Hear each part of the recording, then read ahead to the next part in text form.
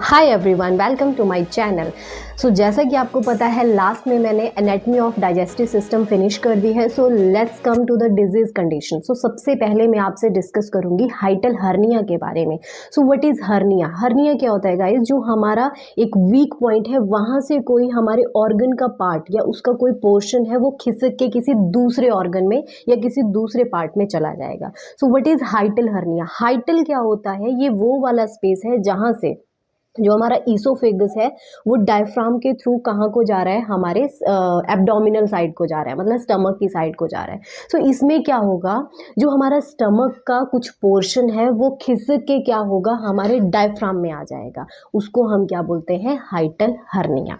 अब बात करते हैं इसके कॉजेज़ की और रिस्क फैक्टर की। सो गाइज, कॉजेज़ में अगर किसी को बहुत ज़्यादा वीकनेस है या उनकी जो मसल्स हैं वो बहुत ज़्यादा लूज हैं, इट मीन्स एजिंग के साथ ये डिजीज़ कंडीशन हो सकती है। सेकंड, अगर किसी को बहुत ज़्यादा सीवियर इंजरी हुई है, क्यों? इंजरी में भी क्या होता है, जो हमारी मसल्स हैं वो लूज पड़ जाती हैं। थर्ड आता है हमारी ओबेसिटी, क्योंकि ओबेसिटी में क्या है, इतना वेट हमारा हो जाता है कि हमारी जो कॉन्ट्रैक्शंस या मसल्स होती हैं उनके ऊपर हमारा कंट्रोल नहीं रहता। नेक्स्ट मैं बात करती हूँ इसके सिम्टम्स की। सो गाइज, इसमें बेसिक 3 सिम्टम्स आते हैं जिनको हम क्लासिकल सिम्टम्स भी बोलते हैं। सबसे पहले आता है इसमें heart burn. What is heart burn? आपने देखा होगा समटाइम हमें बहुत ज़्यादा जलन पड़ती है चेस्ट में, सो उसको बेसिकली हम हार्ट बर्न बोलते हैं। होता क्या है इसमें, जो हमारे स्टमक का जो एसिड है वो हमारे ईसोफेगस के थ्रू हमारे थ्रोट में आ जाता है। सेकेंड इसका जो साइन है that is dysphagia, it means difficulty in स्वेलविंग। हम नॉर्मली खाना खाते हैं तो इसमें क्या होगा, हमसे खाना खाया नहीं जाएगा, निगला नहीं जाएगा।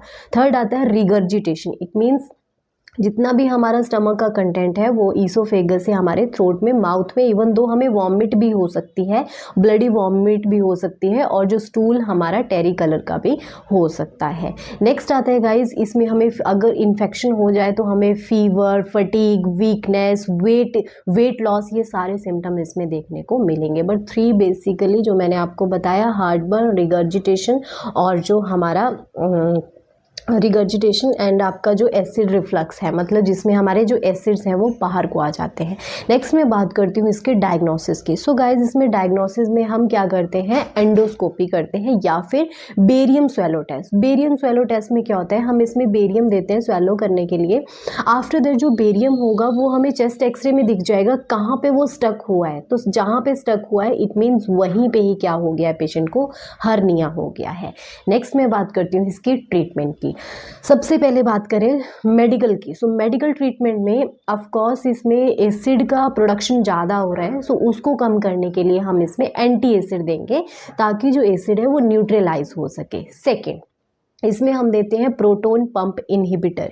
सेम इसका भी क्या काम है, जो हमारे एसिड्स हैं उनको वो कम करेगा। फॉर एग्जांपल जो HCl होता है उसकी प्रोडक्शन को कम कर देगा। इसमें जो एग्जांपल आता है दैट इज़ पेंटाप्राजोल। नेक्स्ट अगर मैं बात करूँ इसकी सर्जरी की, सो गाइज इसमें निसल फंडोस्कोपी करते हैं, फंडो एप्लीकेशन करते हैं। इसमें क्या होता है, जो हमारा स्टमक का जो पोर्शन है उसको हम क्या कर देते हैं, राउंड कर देते हैं। कहाँ पे?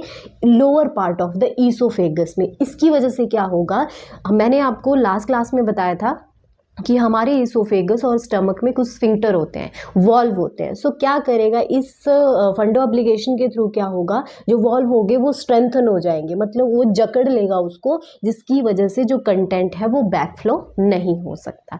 लास्ट आता है गाइज नर्सिंग मैनेजमेंट। सो नर्सिंग मैनेजमेंट में क्या करेंगे, एक तो पेशेंट को जितनी भी मेडिसिन लिखी है वो टाइमली लेनी है। सेकेंड, बिफोर बेड टाइम उसको 2 to 3 आवर्स तक कोई खाना नहीं लेना है। आफ्टर दैट कभी भी खाना खाना है तो उसके एकदम बाद उसको लेटना नहीं है। सेकंड, थोड़े थोड़े टाइम बाद खाना खाना है, एकदम से मतलब बहुत पेट भर के खाना नहीं खाना है, थोड़े थोड़े टाइम बाद खाना है।